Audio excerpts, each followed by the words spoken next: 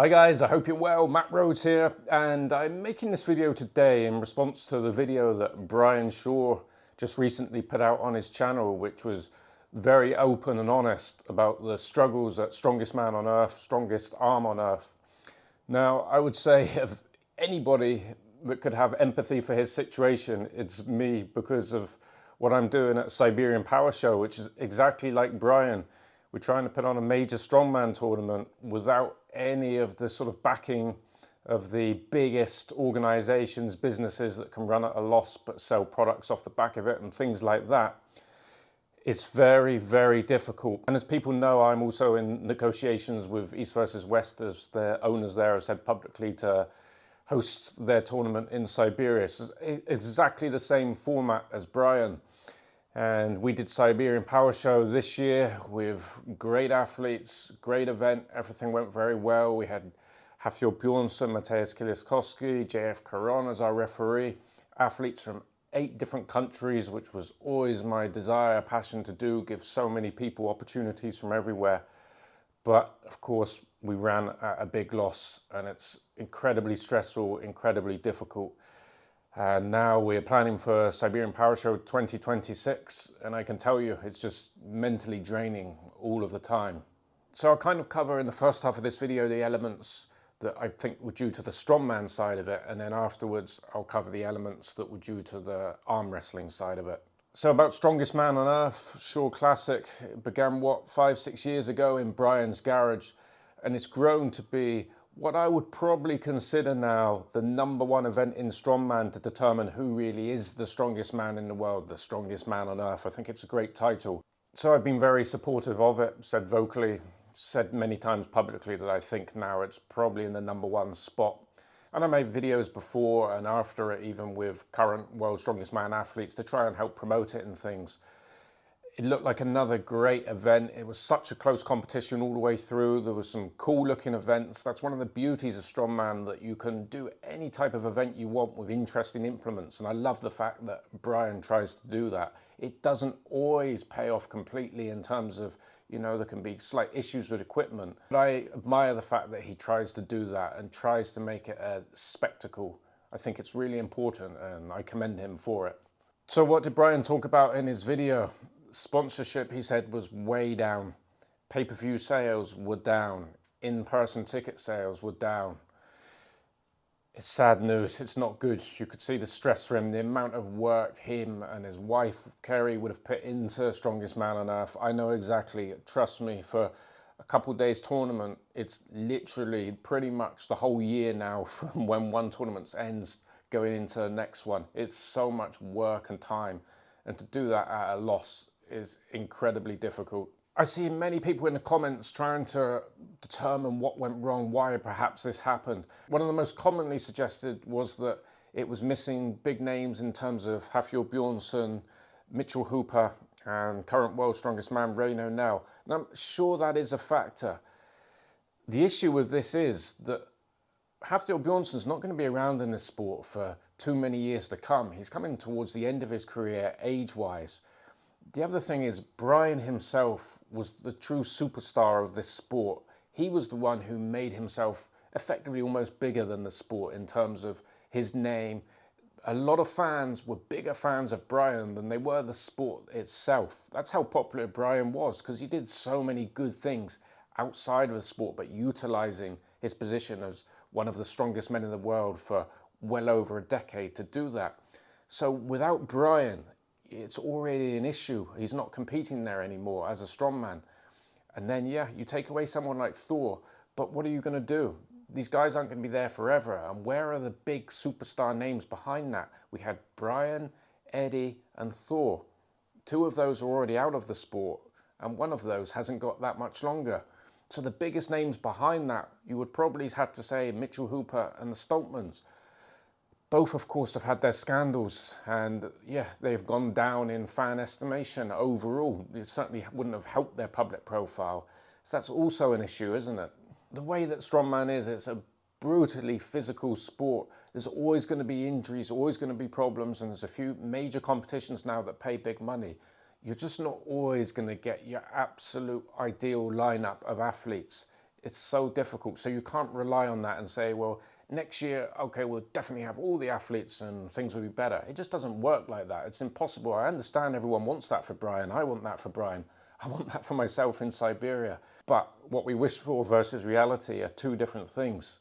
Something else I really like that Brian does is the Shore Open, where he's giving athletes a chance to qualify for the strongest man on earth the following year. I think it's a great thing. I saw two of my athletes from Siberian Power Show, Seth Sukup and Frederick Johansson, came third and fourth in that. And it is great. It gives these guys an opportunity to then go and compete against the very best in the world. So there's all these factors that mean that I want, and I'm sure many other people want, strongest man on earth, Shore Classic, Shore Open to succeed. Brian talked about, because of the declining sales, a significant drop in prize money. The fact is, he still provides excellent prize money even with this drop. He's probably put a lot of pressure on himself by trying to give the guys so much prize money, and perhaps made a rob for his back by increasing that prize money year on year. Perhaps, it's just not feasible right now at this time. But when people are talking about how much the prize money has dropped, yes, it has, but it's also still excellent prize money even now. I think that should be noted. Another reason perhaps that the numbers are down is just, I see a lot of people in the comments just saying economically times are tough and what can we do? No one can avoid that. It's just very difficult for people to purchase tickets, to be able to afford things these days. Cost of living is so high. So again, you kind of hope that sponsorship is where you can rely on for your main source of revenue for these types of tournaments. So overall, when I look at it for Brian, I just hope that he gets those sponsors.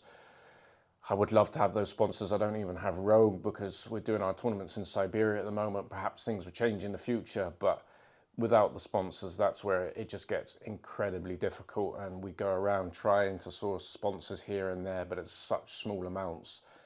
You think, oh, I've got some good money from that sponsor. And when you put together the cost of just, say, 2 athletes, plane tickets, food, accommodation, already that money's gone. The other factor perhaps is location, where Brian holds his events. It's perhaps 2 things. In America, you have to remember that the size of the fan base in Strongman, in relative terms, isn't that big. We're not basketball, we're not American football, we're not soccer, football as we call it in England. And so the fan base overall is very spread out over America, which is a huge country, unlike the UK. And that's why the UK Giants Live can have events and fed it up with the fans, because the furthest anyone would have to drive is like 5 hours. But in America, it's a completely different story. People would have to travel so far. So it's very hard to put all those fans together in one place. Again, there's so many overlaps between what Brian's doing and what I'm trying to do in Siberia. Of course, Brian's well ahead of where I am, but I'm on that stepping stones to do what he's doing. A very similar thing. The only difference is we also have bodybuilding and fitness bikini, but strongman and arm wrestling seem to be becoming the main portions of our tournament there in Siberia. Now, it would be great if the other major competitions and influencers and athletes all help support and promote each other's events. It's probably wishful thinking because no one seems interested in doing it. I've got to say a big thank you to Lucas Hatton and his coach Alec, who were the only people who made a video promoting Siberian Power Show this year for me, of all the kind of organizations and athletes. So I was very grateful for that. Loz did mention it, but he said, well, Matt said he's inviting Mateus and Thor and all those people, but anyone can say who they invite, but let's see who actually comes. Well, great. Thank you very much. That's what I got out of that. Well, they did all come, just as I said. So in terms of that, is a success. But if everybody would push together, help each other, make videos for each major tournament, it would be great. But perhaps everyone sees each other as competition. I don't see it like that. I think at the moment, everybody needs to help each other grow. But perhaps it's the case World's Strongest Man have their TV contracts. Rogue and Arnold's are kind of all one. So yeah. Then you have kind of Brian doing his thing and me trying to catch up with Siberia. But it's tough. But I do wish that all the major tournament organizers could get together and cross-promote for each other. Surely that would be a big help. And then the arm wrestling side of it, of course, I know this only too well also, because up until a couple of years ago, I was a co-owner with Larry Wheels at King of the Table. Now, arm wrestling has found itself in turmoil, and just at the moment that Brian went into arm wrestling with East versus West, It was the most difficult time. The former owner of East versus West had a big falling out with the current new ownership, and for people that don't know, 27 of the main Eastern European athletes boycotted the event. So unlucky for Brian, and made it so much more challenging. There was also then a big scandal immediately after the pay-per-view finished. Someone hacked the website where people could purchase the pay-per-view. So another significant detrimental factor in the arm wrestling. There's a complete misconception that there's a total crossover between arm wrestling fans and strongman fans. It's not the case so ever. Of course, there's people that follow both, but from all the gauging I've done, people I've spoken to, looking at numbers when I worked in arm wrestling and now in strongman, that crossover is nothing like as big as people tend to believe it is. And then just arm wrestling fans who in general could tell you who Eddie Hall is and Hafthor Bjornsson, but quite honestly had no idea. Certainly not enough so to be purchasing pay-per-views, because you have to remember in strongman there isn't a model for pay-per-view. Brian Shaw is the only one doing it now out of these kind of major competitions. Of course Giants Live do it, but it's a smaller price, but it's an established product over so many years that they have members there who buy, but it's difficult. Whereas arm wrestling at the elite level is a pay-per-view model, and fans of that sport are used to paying to watch it. So what's the answer to all this? Well, it's anybody's guess. I just essentially have so much empathy for Brian, because I worked last year for essentially the best part of a year on Siberian Power Show for a loss. This year, it's almost inevitable that it's going to be the same thing again. What can I say? I hope bigger and more sponsors come on board. And as I said, I hope that all the major organizations can cross-promote each other. Surely that would be a good thing. We don't need to see each other as rivals. I think if those two things happened, it would have a chance. But I just genuinely hope it works out for Brian. Strongest Man on Earth's a great tournament, and yeah, I feel for him and Kerry and all the work they put in and all the team there to do all that and make a loss. And it's exactly the route I'm on at the moment, and how we turn this thing around, I don't know. I think a lot of it, we need to listen to fans input, and yeah, see what we can do. I see a lot of people talking about, we'll set up a GoFundMe or something like that.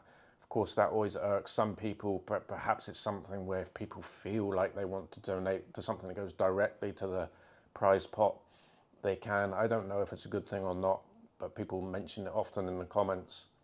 So what's my conclusion of all this?